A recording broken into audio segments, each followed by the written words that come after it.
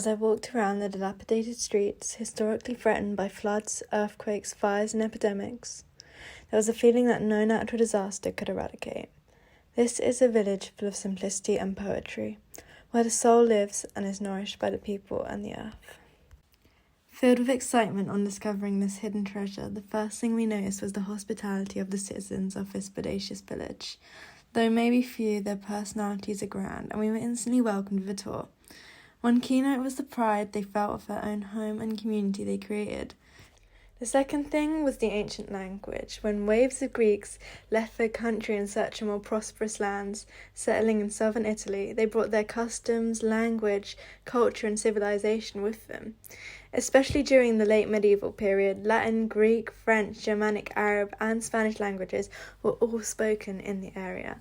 The Greek survived and was transformed into the Greca. Now Gallicianò is the last remaining example of what was once the Magna Grecia, where the language of Aristotle and Plato is still alive and spoken by its inhabitants. The main water source of the village is a small outdoor fountain called the Fountain of Love, and recalls the place young men and women would meet when getting a drink of water and eventually fall in love. I took fresh sips of the running water from the spout and made a little wish. One, to live a slow life with my main driver to be love. Rejecting the false notion that we could hustle and grind our way into finding a purpose, I felt a long yearning to escape here and join the simple and compassionate life.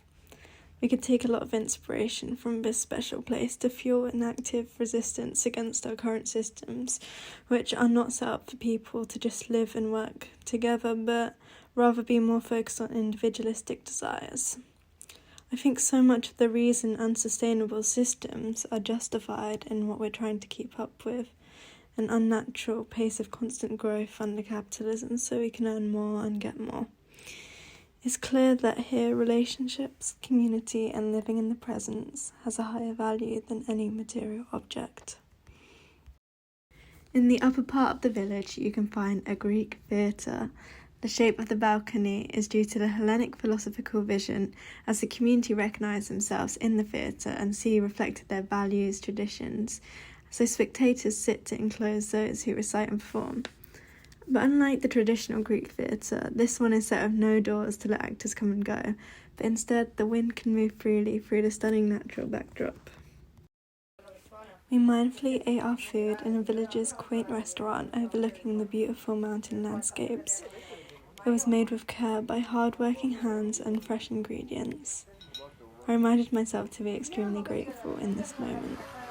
What moved me most was the conversation. 3 tables filled with groups of people, once strangers that morning. We all interacted with each other instead of pretending like we weren't there together, and from that we learnt immensely about each other and what was around us.